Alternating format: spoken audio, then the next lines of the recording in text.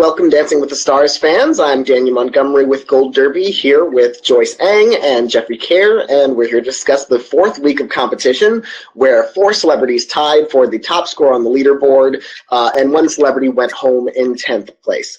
So let's start with that elimination. It was Lamar Odom, basketball player, so he does not end the curse against basketball players on Dancing with the Stars. He was ousted after getting the lowest scores every single week thus far. He got 4s again this week from Bruno and Len, which I thought were really unfairly low, but he probably would have been eliminated anyway. So what did you think about those scores and that elimination, Joyce? Well, I'm not surprised that he went home. And that was the right decision to make between the two of them. But Leah Remini gave both him and James Van Der Beek a 7. So, but I do think he should not have gotten 2 4s from Bruno and Len. I thought Carrie-Anne's 5 was probably the fairest. So it's just like, I feel like we say this every week, like if Sean Spicer can pull 5s, Lamar can get a couple of those too. And he was better this week. Like by his standards, he's improved a lot since the first week. And like, Bruno and Len just keep giving him 4s. So, I think it's still sad. Like I feel like a lot of people feel for him, and I know probably all of us wanted him to last longer than Sean, but it's kind of like one of those eliminations that's like it's coming, and then it's just like we just have to get it over with. Yeah, I hear what you're saying about the 7 from Leah, which was kind of ridiculous with the same score with James Van Der Beek, but I appreciate it. Because if you average it out, Leah's way too high 7, if you average it out, that means that it sort of averages out to all 5s from the panel, which would have been actually a fair score. So I think she gave the extra points for them. Counterbalancing the low balling from Bruno and Len, I feel like I'm okay with that 7. It was a protest 7. Whereas James Van Der Beek's 7 was just too low. What did you think about those scores for Lamar and the elimination, Jeffrey? Well, this week I thought, Lamar and Peta at least did better than they had done previously. So, it seemed like a pretty good note for them to end on. But overall, I thought once again Lamar was overshadowed by his partner Peta. But hey, at least, again, they at least had a good note to end on. Yeah, Lamar was always kind of destined to be, for the height difference, he's too tall to really match her, especially on a dance when you're in hold. So he was always going to be the sort of maypole contestant where his pro just dances around him. But I do think, I do like that he made the effort. I do think that he came to the show with this really open spirit, and it was nice. It was nice to see him give it his best, even though his best wasn't great. And I do prefer to see him around than Sean Spicer. Speaking of which, as Joyce said, this was kind of one of those eliminations that's kind of inevitable. You see it coming. It's eventually going to happen sooner rather than later. But now that he's gone, Sean Spicer is now the basement contestant in terms of scores. Like, I don't see him getting much better than he already is, and even the 6 he got from Leah Remini this week was generous. And I don't think he's going much higher than that, and I don't think any of the other contestants are going to go that low unless they have like a really drastic night. Like I can see Karamo having another off night or Kel having another off night, but I think everyone's pretty much beyond him. So will he finally fall into the bottom 2? Because that's the key. If he falls into the bottom 2, I don't see the judges saving him based on his dance quality. But he's survived all this time by avoiding the bottom 2. So do you think his time has come, Joyce, or not? I don't know if it'll be excuse me, I don't know if it'll be next week, but eventually he will be in the bottom 2. Just because I feel like the more people leave and then the more distance there is between like them and like his points. Because I agree, I I feel like 6 is probably his ceiling, especially with the way they're scoring this season, which is far more strict. And I don't really see him improving that much to get like 7 and 8s where, you know, eventually someone's going to, you know, or most of these people are going to start scoring 9s and then eventually a 10. So eventually like the gap will be too big to overcome with votes, which is, you know, what eventually happened last season too with, you know, Joe. And I can, yeah, like the key is for him to get into bottom 2. So I don't know if it'll happen next week because I could easily see Karamo being in the bottom 2 again. And like, you know, if someone else has an off night, like maybe like if like Kel somehow like just doesn't pull in the votes or, you know, like he gets some low scores or even like someone like Kate or, you know, Sailor who is just kind of like she's okay, but I think she's also kind of like forgettable. Yeah, she's you kind of just don't remember she's there, and then there's like 3 other like 20-something, you know, like blonde/brunettes there. Yeah. So I don't know if it'll happen next week because if he is in the bottom 2, like he's going. Yeah, he you know, Sailor is one of those, and she was close to the top this week, but she's one of those kind of middle of the pack type dancers. Mm-hmm. Who, if they're not the best of the night, they're going to be probably lost in the shuffle and get kind of forgotten. Maybe, you know, the one thing she has going in her favor is Val being her partner. So you know, she'll get to piggyback on some of his popularity for a bit, but I don't know how far that's going to go. It doesn't help everybody, and it only goes so far. So what do you think, Jeffrey, about if and when we'll see Sean Spicer in the bottom 2?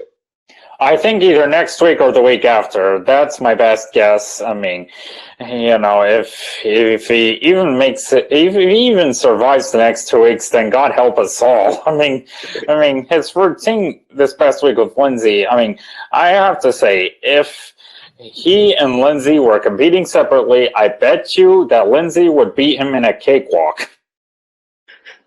Yeah, pretty much. I mean, like, Lindsay is doing what she like. Lindsay's just trying to survive for herself. Yeah, I honestly feel like if I were Lindsay, I'd be like I would want to get her competitive season over with, and she could just dance with the pros and in the troupe for the rest of the season. There is no troupe. I mean, like, you know, but dance like in like the opening numbers and stuff like that, and do those dance routines and not have to teach. I mean, I think it's hard for her because I think she does want to be professional and like actually do her job, you know. So it's like she will take him as far as like the fans will keep him, I guess. Yeah, and you know, I just, you know, I mean, he makes David Ross look like Baryshnikov, but I still hope that like the Lindsay magic, because she has that magic touch where she can get people farther than their dance ability sometimes warrants.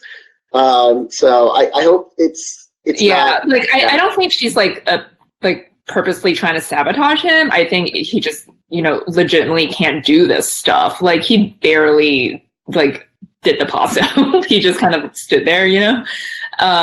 And like Lindsay was doing like the heavy lifting, and it's not really like a Lamar and Peta situation where it's like he, you know, like, I mean, I guess they're both trying, but it's just like Lamar has these other issues with like his memory too. But I think like Sean is just kind of inept and like he's just not gonna improve that much anymore. And then she's giving him like the most simplistic moves. So I don't know. Like I don't think she's gonna try to push him as hard as maybe she would with other people. But I don't know if she's like actually sabotaging him. Yeah, I wonder if she tries to actually push him, that could be good sabotage. Where it's like she tries to give him something too many moves challenging, and he just completely like he goes and hides in a bush again. Now, this was an interesting week also at the top of the leaderboard because you had 4 dancers, a full 40% of the competitors tie for the top score. Hannah Brown, Lauren Elena, Kel Mitchell, and Allie Brooke all got the highest score, straight 8s across the board from all 4 judges for a total of 32 out of 40. It feels like that Well, I haven't seen a 9 dance yet from anyone this season, and it'll be interesting to see who cracks that ceiling first. Who do you think has the potential to get the first 9, Jeffrey? I think James Van Der Beek. Yeah, I think he has strong potential to do that. He got underscored this week. Joyce, I know you wrote an article about that. What did you think about those James Van Der Beek scores? And I mean, this week was definitely his worst dance of like all the 4 he's done, but like his worst dance is still way better than a lot of people's best dance. And it's not that like I disagreed with like straight 7s, but it's just like in context when you look at like everyone else's dances and like their scores, it's like that doesn't really make that much sense, because if they were out of sync, but he should not have gotten the same score as Karamo. Like Karamo did improve, but like they should not have gotten the same score. And like I don't think Taylor deserved like 3/8 either. Like her dancing is still kind of like, it's not like staccato, but it's kind of very posy, you know, like there's not like a lot of fluidity. And I thought like Allie had like energy, but like her flicks and kicks were still kind of messy. I don't know. And like Hannah, like they mentioned her smile at the beginning, but she was out of character throughout that whole dance. Like, yeah, I don't know what they were. She was sitting there. Yeah, they were trying so hard to convey that she had improved, and she did in the sense that she wasn't like that the whole dance. Yeah, but she still didn't look like she was in character. She was not in the character of the dance. She had the moves down, but I appreciate her effort to kind of adapt to the different dance, and you know, so I like that she got credit from the judges for that. But I didn't think it was an 8 dance. Right. I didn't think, honestly, most of those dances that got straight 8s, I like, you know, the Allie Brooke dance, I thought she was good, but I didn't think she was as good as her rumba, which just, I think got straight 8s and deserved them. Lauren Elena, I mean, she was good. It's probably one of her better, if not her best dance, but I still don't think she's all the way up at the top elite of the competition. But I was just wondering, like, why all those 8 pals were coming out every single dance except for James. Yeah, I feel like they kind of feel like James is like pretty safe. It's like he's famous enough and like they know he's good enough and that he probably won't end up in the bottom 2. And even if he does, like they'll probably keep him over like almost everybody there, you know? So I feel like they feel like they can like buy more time and like he won't be seen as like the runaway favorite, whereas like these other people who are less famous than him, they can like pad them a little bit, but it's still like you can't be like, at least like make it less obvious that like he's getting underscored, even though it doesn't seem like that much but between a 7 and an 8, but like the quality of his dance, even if it's not in sync, was still better than and more memorable than some of the other dances. Yeah, it's not as big a difference between 7 and 8 when you consider that the difference between 7 and 8 was the difference between the tie for first place and a tie for 6th place on the leaderboard. Like, they're going to put him in danger. Like, you know, even if they wouldn't eliminate him if he landed in the bottom 2, if he landed in the bottom 2, depending on who he lands there with, they're going to have to send someone home that they don't want to send home.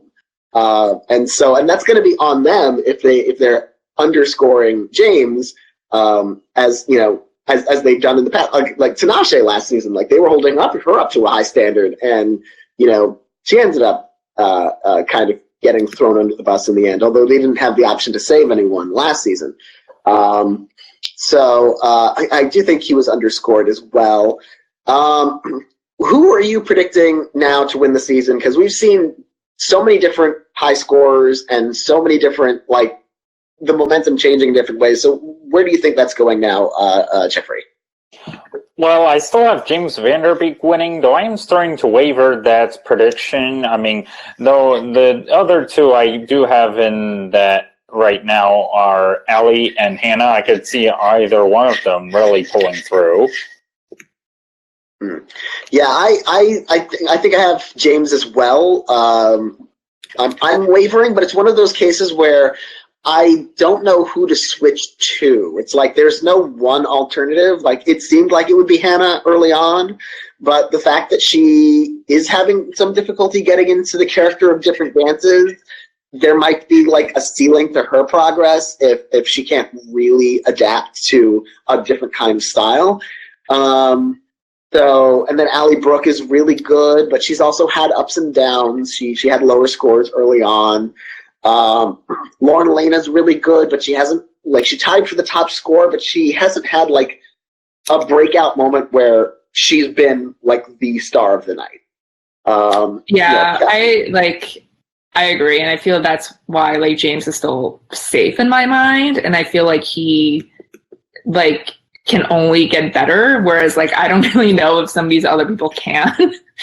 Like that sounds mean, but I don't know. It's just like I can see like someone like Lauren like really break through, but like I can also see her not. Where I don't know. I can see like James, like even if he like maintains this level, like basically this dance this week, like he just kind of needs to tighten it up and clean it up, and maybe that's on Emma for not polishing it that much. But yeah, I don't know. Like I think he's still the safest out of all of them because it's like, you know, we talked about this last week. Like the three of them are still kind of similar. So, and they're kind of like going after the same type of vote. So they could just knock each other out too. Yeah, I think Hannah will have the Bachelor Nation fandom that will separate her from the pack. But I think of Allie Brooke, Lauren Elena, and Sailor Brinkley-Cook.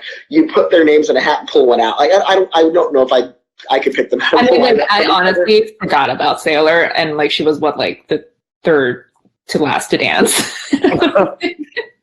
I was like, oh yeah, you're still here.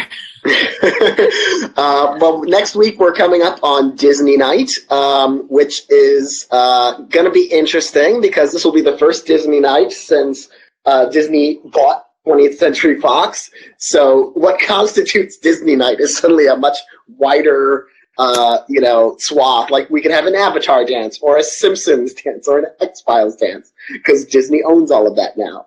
So what are you looking forward to from that, Joyce?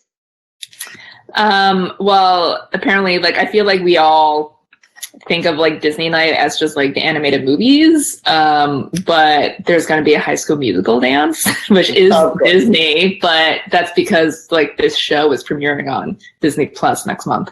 So that's why. Just a lot of corporate synergy. There's an opening dance at Disneyland. And then one lucky couple is going to Galaxy's Edge. Like, I don't really care about this stuff, but this is the stuff we have to sit through. It's also the first week of contemporary and jazz, which I'm not looking forward to. So. Who's getting those dances? I think Allie, there's two jazz. I think Allie has contemporary, and I think jazz is Cal and Kate.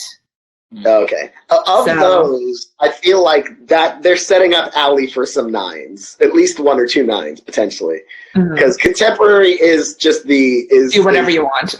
Do whatever you want and just look elegant and maybe cry. If you cry, then you get an extra point. Yeah, yeah, and James has Paso, which I think he could do really well at. I do too. Yeah. I forgot what Sean has. Oh, Sean has a ballroom dance. Forgot. I think it's the quick step.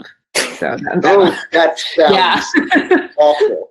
I'm trying to figure out because, as you mentioned, corporate synergy. So who's going to get the Frozen 2 dance? I feel like that like they're going to promote that somewhere. Yeah, well, they're premiering the song. I don't know if like someone's going to dance to it or if they're just like going to have someone like perform it as like a special routine or something, but. I don't know. Yeah, they don't want to ruin their chances for like selling tickets by like giving Sean Spicer or they can make him like Olaf or something and sell that way and just have him melt. Just that's all he does in the routine. Well, what are you looking forward to next week, Jeffrey? Well, I am too curious to see who's going to get the Frozen 2 sneak peek number. I mean, I remember 2 years ago, Nikki Bella and her partner danced to a sneak peek from Remember Me from Coco. So I imagine, I'm guessing that we'll see a couple performing or Team to Into the Unknown. So we shall see. I'm also curious to see, well, if we will end up, if there'll be all straight up Disney songs or even more from the Fox catalog as well. Yeah, see if we can have they done a Star Wars dance? Because they've owned Star Wars for a bit, so Yeah. I can't remember if they've done Star Wars routines. I don't know. I think some couples have just done something on their own, like in a freestyle, maybe. I don't know, or maybe I'm just like making that up. Well, I don't remember if Billy D. Williams. I don't think it's been part of Disney Night though. I am curious to see if they're gonna have no elimination again, like last season because of Disney magic. Because in the press release they don't mention an elimination, and in the past 3 press releases they've mentioned an elimination. Yeah, it's interesting. Disney magic means they've also bought the rights to the concept of elimination, so no one's getting eliminated. So with that, we're all looking forward to Disney Night, or looking forward to Disney Night, depending on how it goes. Yeah. Is or isn't eliminated. So thank you, Jeffrey, and thank you, Joyce, for joining me tonight. Thank you, everyone, for watching or listening, and we will see you again next week.